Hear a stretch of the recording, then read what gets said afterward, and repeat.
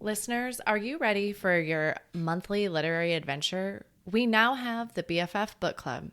Join us each month to explore a new book. After reading, connect with fellow book lovers and meet the author in a live interview. Can't make it live? Don't worry. We'll send you the recording. You can find all the upcoming book club selections at www.bookishflights.com/read/BFF book club.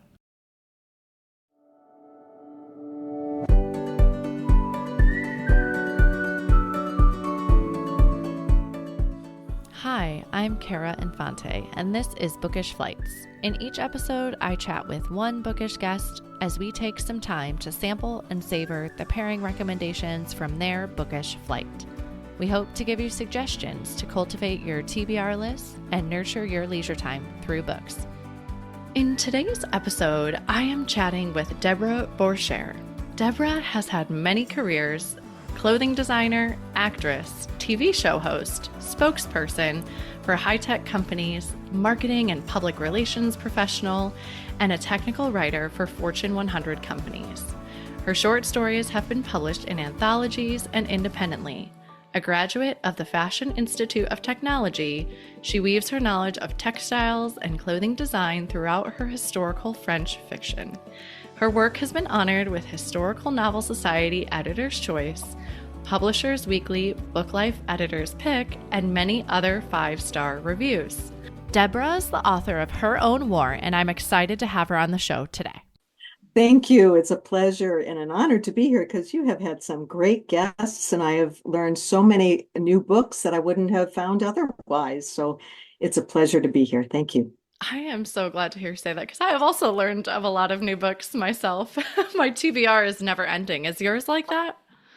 It's Teetering. The second one is Teetering. I have two. Oh, what do you have, like a physical one and then one written down, or how do you have this? Well, I didn't even count the stuff I have on my e-reader, but I have two really tall piles, and I think I should just get a bookcase. Yeah, there you go. When in doubt, just add another bookcase to solve the Right. problem. Well, I feel like this is a great bio about you, but I also feel like we are so much more than our bio. So why don't you tell us about you? Well, um, I've had a lot of careers, and I think that everything I've done in my life really has come together as an author. Like when I was an actress, I hated memorizing lines. But as an actress, you don't get to be the set designer or the writer or the costume designer or the director, and you get to do all that as a writer. Yeah. And I lived most of my life in New York City after I graduated from the Fashion Institute, and really loved the city and made sure I was at the museums every week. And now I'm an ex-New Yorker, although people tell me there is no such thing, living in the Seattle area. And it's so beautiful here. I think it's the most beautiful city in the country because of the mountains and the greenery, and eagles fly over my home, and I live in a city. Yeah. So it's pretty amazing, and it's really conducive to creativity and working and writing. So I think since I've published my first book, it's been the most creative time in my life. So Wow. it's been thrilling. Yeah. Yeah, I love to hear you say that your place of living is such an influence on your creativity as well. Because I always think getting outside and nature, right, that really helps me a lot. But in Seattle, you can do that. There's a lot of Yes. outdoor life there. At first, it was very distracting because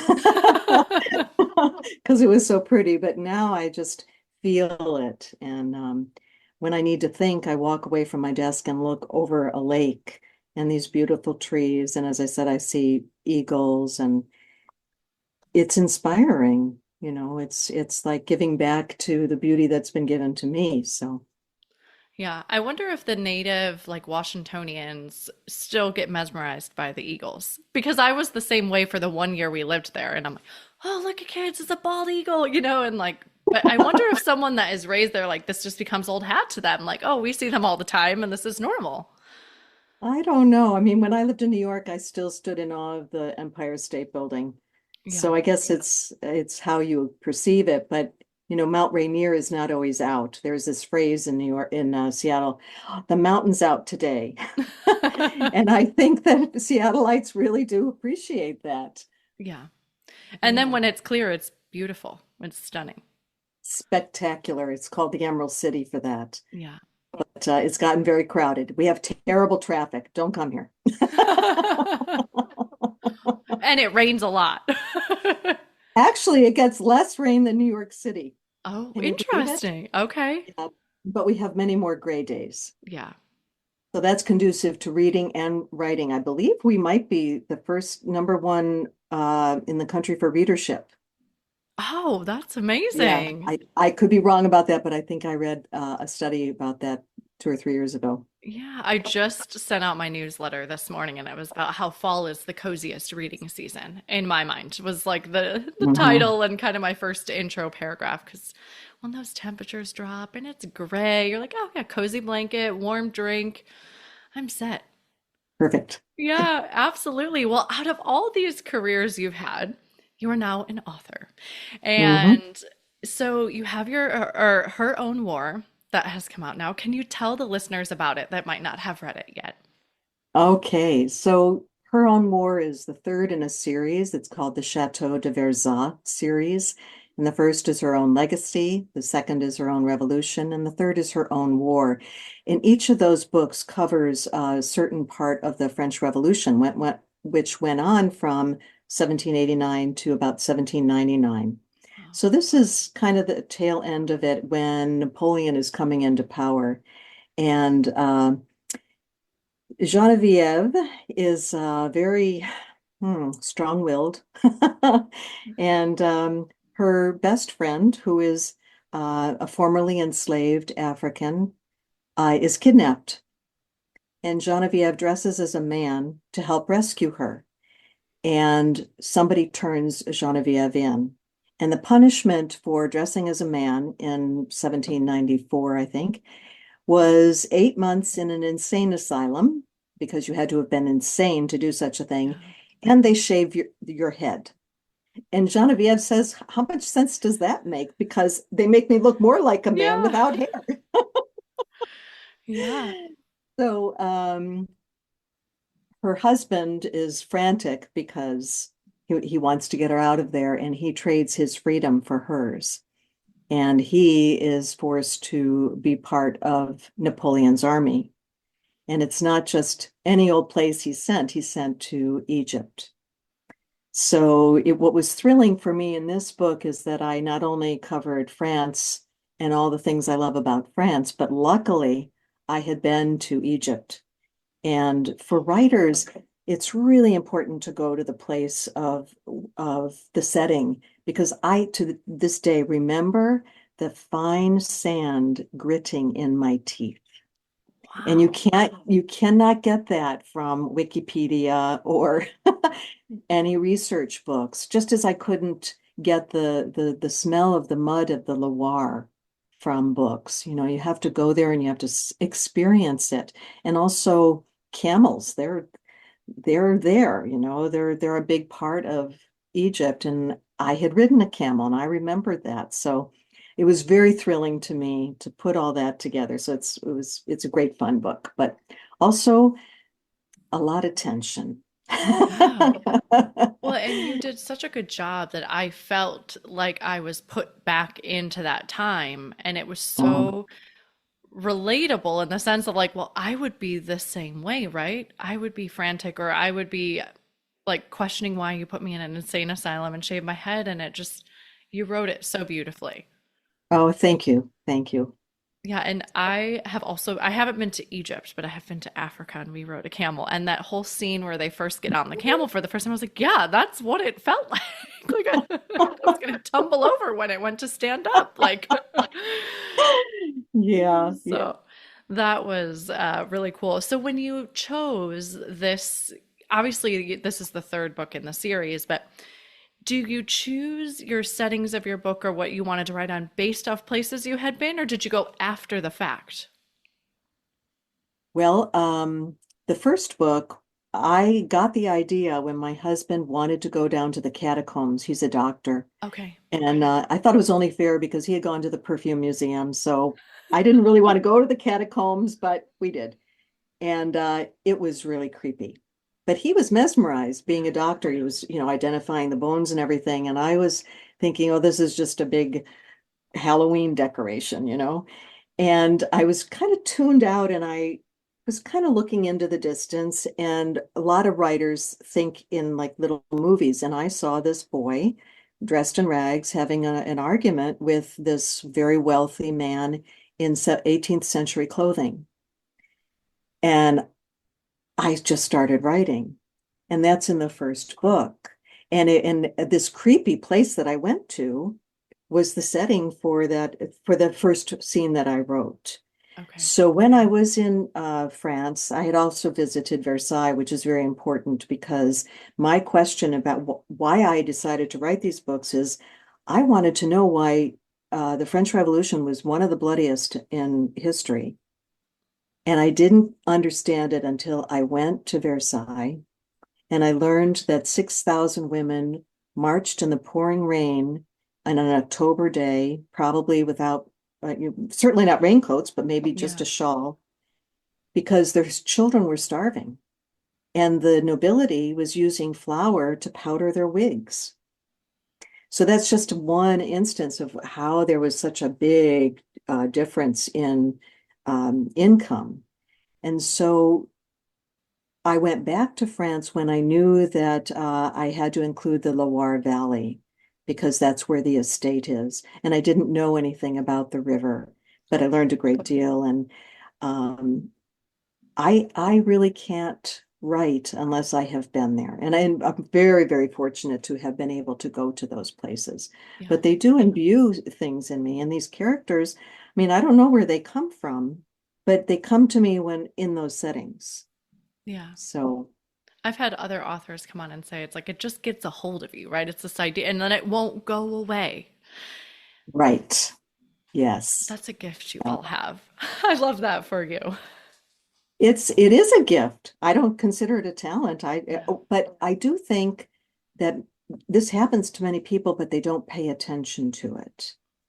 Like some people say, "Oh, I'm not creative," and I say, "I bet you are, but you just you don't act on that impulse." So I think that happens for everyone, and authors just are a little bit more imaginative. And you would listen to it and you take the time to explore it, right? Where the rest of us are kind of bumbling around and you're running from this to that and this to that. And so you don't take the time to spend with it either.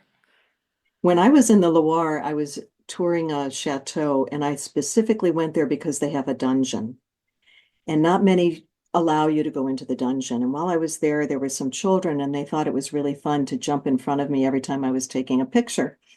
And I thought, okay, And then I got to the dungeon, and I was all by myself. And I thought, well, rats, where are the kids, when you need them? And I realized I was afraid to go in. And I said, Deborah, your character's going to be afraid to do this too. So pay attention to what's going on in your body Yeah. and what you smell. And I smelled that dank dampness, and there's a metallic scent to it. And when I was writing it, I got the chills just when I was there. So also, I think as an author, you have to be brave to go down and feel what you feel so you know what the character feels. Yeah. And then the reader will feel immersed in the book. Yeah. I think you can tell a difference when you're reading a story, right? Of someone that has maybe walked through that journey and you're like, wow, the way the author writes, and you're like, wow, I think the author has experienced that before versus like more of kind of maybe a shallower take on it. I hate to use that word, but it's a totally different when you have that deeper experience with that. Mhm. Yeah, more surface, I think. Surface, that's a better word. Yeah, yeah. So, well, what do you hope readers will ponder as they read Her Own War? Well, I wondered why I enjoyed creating this book so much, and I think it is because in the three books, all the characters were striving to work together to form a community. And they formed that community at the Verzad estate where 400 families live. But then Louis has to leave, and he's commander of 50 men, and he creates another community. And both Genevieve and Louis are creating these communities out of concern and love for them, but they each have their own weaknesses. And when those weaknesses appear, everyone in the community rallies around them. And I think it's so important today for us to be a part of a community and to be giving to our community because, here we are on Zoom, which is a wonderful thing, but wouldn't it be fun to meet for coffee and Absolutely. so we have our real community that we live in and that we need to be supportive of one another, and that happens. And I hope that people, when they read the book, realize the importance of community to everybody that's in it. Yeah. And it can be a very powerful thing. Yeah, that was a beautiful community. I was like, oh, I want to be a part of that. And Yeah. I think very evidently we saw this for, what we experienced through 2021 or 2020 and 2021 when we were, rightfully so, but we had to stay distanced from our community, right? And then what we all were feeling in that, right? There was like, I think, a deep sense of loneliness, even though, again, there's Zoom, but like this video interaction take place of the coffee shop interaction. And Mm. I think we can all relate to what it was when we were out of our community, again, for public health reasons, understandable, but then to like be able to resume and come back to it, what a breath of fresh air that was. Yeah. Yeah. It was a very emotional time, I think, for most people. Yeah. Being able to hug your friends again. Wow. Yeah. See your family. Yeah. And how stir crazy you go when you can't do that. So I think that could be a very, today type of experience. So as you've been writing, now you're on your third book, but what have you learned about yourself? Oh, well, um, I had this experience while I was writing Her Own War, and Genevieve appears in all three books, and she's always been a kind of a renegade. And a man attempted to mug me. And this guy was 6'2", I'm 5'5", and he had 100 pounds over me easily. And when I felt him, attempt to mug me, and it was on a crowded train, he got off and I went after him, which was the stupidest thing I have ever done. It was life risking. And I was really angry, and he acted like I was crazy. So I knew that he had tried to mug me. Otherwise, he would have been incensed that I had grabbed his jacket and pulled him around. Yeah. And I got done, and then I kind of realized what I had done, and I was a wreck. And then I said, "Oh, Genevieve is not the only person who takes an action without thinking." Guess I wonder where she got that from. Emotions get a hold of you, and here I come. And I thought, okay. And, I thought, well, that's a weakness, Deborah. It wasn't that I was courageous or anything. I was on automatic. Yeah. And that was a danger. That was a dumb thing to do. And, you have to give that quality to Genevieve because she's not perfect. And I also realized that I am a fighter. I wasn't going to let him get away Yeah. with that, even though he didn't get anything. He had tried. And Genevieve is a real fighter, but there's a point in the book where she can't fight because someone else's life depends upon her.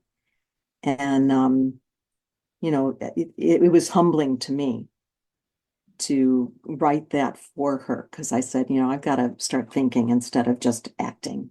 Yeah. Yeah, there's So, a time and a place to pull in to our strengths, I think. And uh-huh.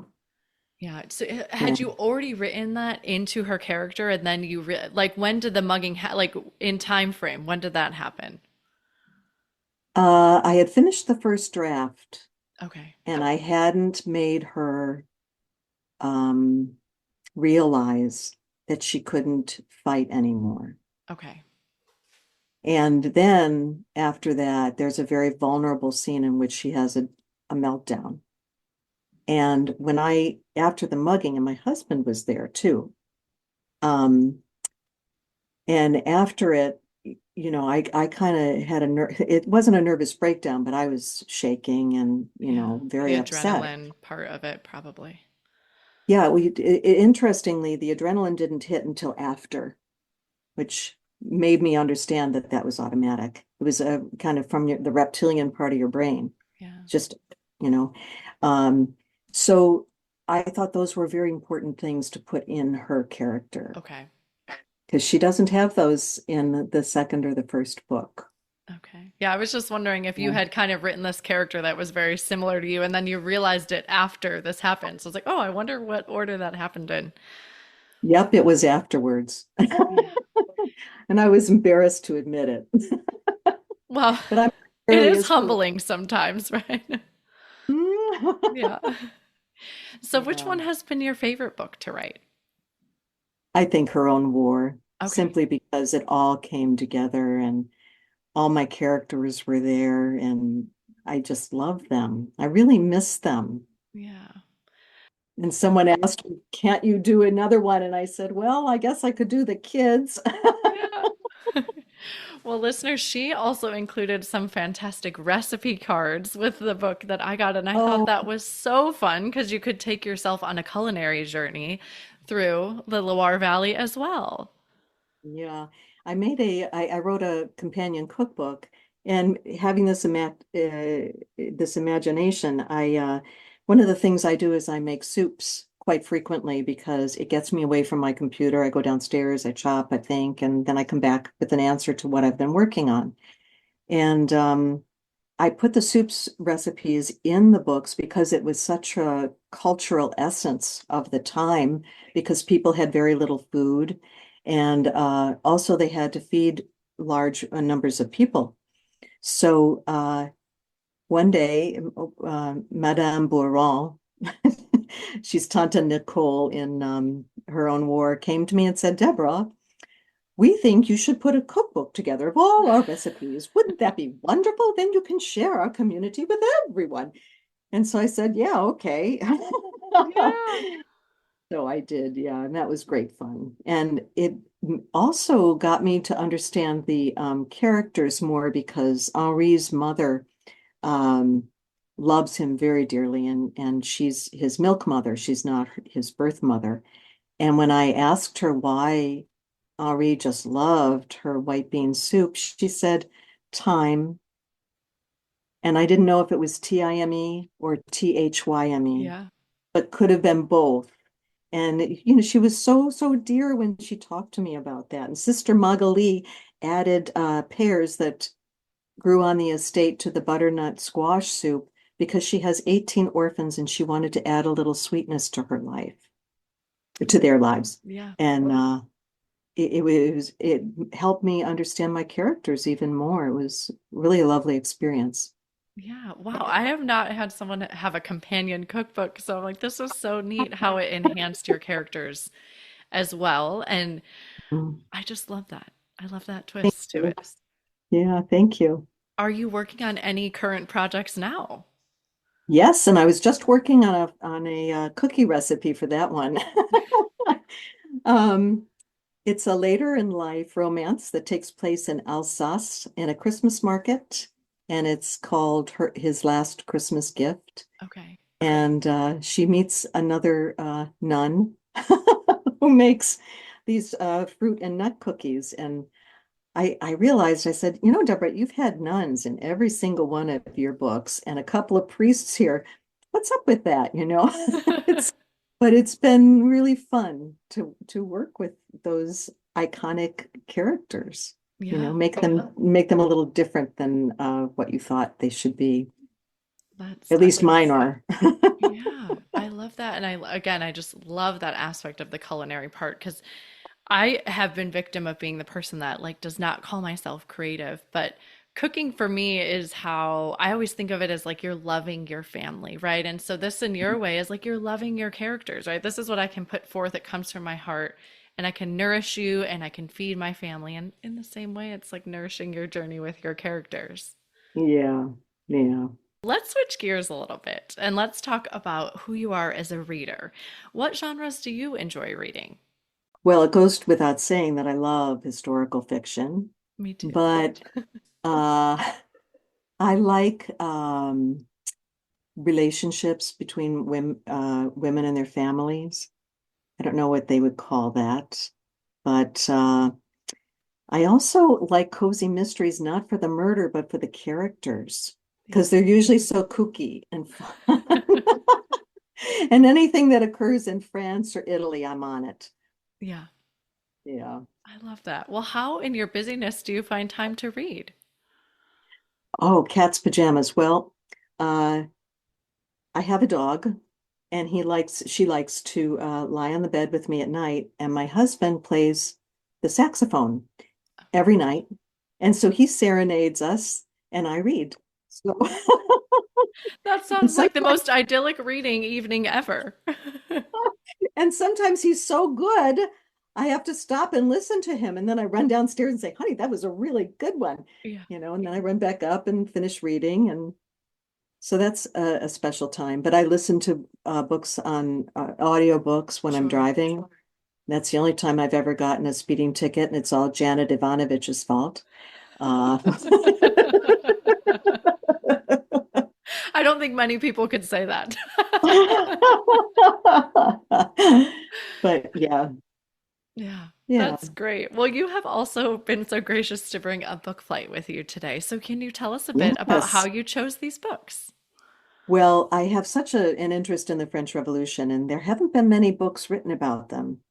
And one of the first I read was Annette Vallon, and she is an aristocrat right in the beginning of the French Revolution, and she works to save Catholics who the revolutionaries think want to bring the monarchy back to France. And they were pretty vicious about wiping those people out. It might have been the first historical, in his first time in history, there was genocide, mass genocide. Wow. And she rescues people from being drowned in the Loire. And she also fell in love with William Wordsworth, who's a poet, and had a daughter with him. Oh, So wow. yeah, it's very interesting, very interesting. And Pure is by a British author named Andrew Miller, and the character is an engineer, and he is hired to take all uh, the bodies, the skeletons from Les Innocents, the Innocent Cemetery, and Okay. put them in the catacombs.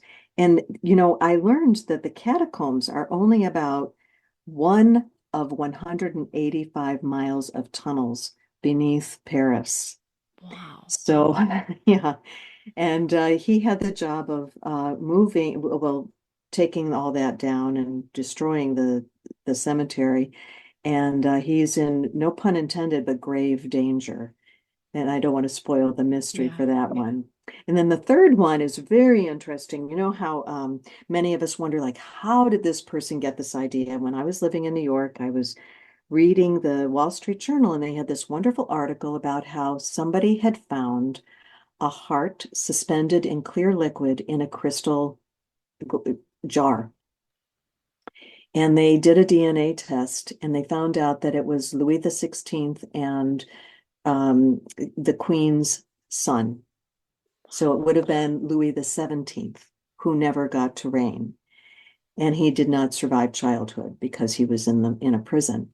And so Jennifer Connelly wrote Revolution, and her father is the scientist that does the DNA research on this. And it's a dual timeline. And the modern girl is sent back to this time period Wow. through the catacombs. So I don't know what it is with me and catacombs, but that was before I was writing my book. But that's where she had gotten the idea, and she wrote about that in her author's note that she had learned about it through this article. So it was very Wow. interesting. Yeah. So that's based off a true story then. Yes, Wow, I'm yes. fascinated by that. This is admittedly, and I meant to say this back when we were talking about her own war, is the French Revolution, right? It's like we hear that and we know about it vaguely in the back of our mind, but like all history that I learned in school, it's like I never put it into context in my mind and what it truly meant. And so this is why I love books like yours or the books of your book flight that you brought, is because it really allows you, when you read it through a story, to really put yourself in the shoes of what people went through. And I think put contextual part to your mind and your memory. Yeah, I was like many Americans who think that the French Revolution was a time of Les Miserables, but that was the July Revolution, and that happened around the time of our Civil War. And also, there's a big difference. We Americans fought against a king and taxation, so we had like two targets there. Yeah. That was it. But in the French Revolution, people were not only against the king, but also the aristocrats and the clergy, because it was the common man who paid the taxes, and they had to tithe 10% of their income to the church.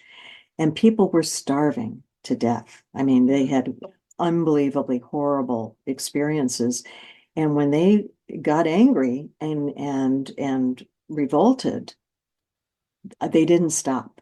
I think there was a reservoir of anger there for centuries. And that's what I realized contributed to that bloodiness. And also because people were starving, there was this thing during the French Revolution called the Committee of Public Safety, which was not at all Yeah. for safety. And really what it was the police department would pay people to gossip on and betray their friends and their neighbors so that Wow. those people could feed their children. And that happens during time of war. And I often think about when I read books, what would I do? Well, Me too. would I be willing to break the law like Genevieve does? She dresses as a man. I don't, even I wrote about it and I don't think, my gosh, that can't have been a crime, but boy, it was. And her stay at the asylum was horrific. Yeah. And women lived through much worse. So, Yeah, I think we can't possibly fathom that depth of hunger, right? And the depth of like just the downtrodden on the common man, like you're saying. And so, but it allows you through this novel to say, with a similar set of circumstances, would I do the same? And I do love reading like that as well. yeah. So, well, thank you for bringing this book flight of books more about the French Revolution and talking to us about her own war. How I love to end our show here is with our bonus pairings, which are just a speed round of questions. So you can answer these really quick. Oh, okay. Are you a rereader? Absolutely. I love it. And then what is one book that has changed your life? This is going to sound really corny, but when I was in college, I read Norman Vincent Peale's The Power of Positive Thinking, Yeah, and it really did change my life. I said, I'm moving to New York and I'm going to make my life here. that is a big move. And you spent many years there, so it really worked. Okay, where is your favorite place to read? Curled up with my poodle. And the saxophone in the background. And the saxophone in the background, right? Yeah. Yeah. And then lastly, what are you reading next? You know, we all historical novelists are always reading a research book at the same time they're reading other stuff. So mine is a book about pockets. Okay. In America, we have this phrase, oh, I know that like the back of my hand. Sure. Yeah. But in France, they say he knows that like the inside of his pocket. Oh, And I okay. actually used that and I had to do all this research, and there wasn't a lot of research at the time about pockets because they were decorative usually, but and they carried leather pouches, which they called purses. But sometimes around that time, pockets were invented, and women wore them as on a belt, and they were called hanging pockets. And they were often embroidered very beautifully and things. And the French Revolution gave birth to the handbag because they had handles, and Okay. it was your bag, so it was a handbag. So I'm reading about pockets. I know that Very sounds kind of interesting. funny, but Well, things we wouldn't think yeah, about, right? right. Yeah, you never know. Yeah. Well, thank you so much for coming on the show today. I know your time is Oh, my precious, pleasure. and I appreciate all you've given me. Oh, thank you. And thank you for giving me this opportunity. I greatly appreciate it and You're, really had fun. yay, you're welcome.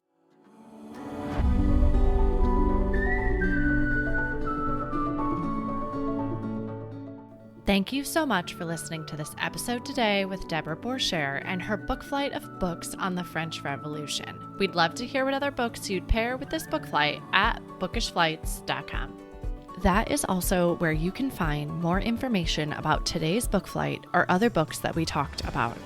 That's it for today. Thank you so much for listening. As Emma Thompson said, I think books are like people in the sense that they'll turn up in your life when you most need them. Cheers to you, dear readers. Until next time.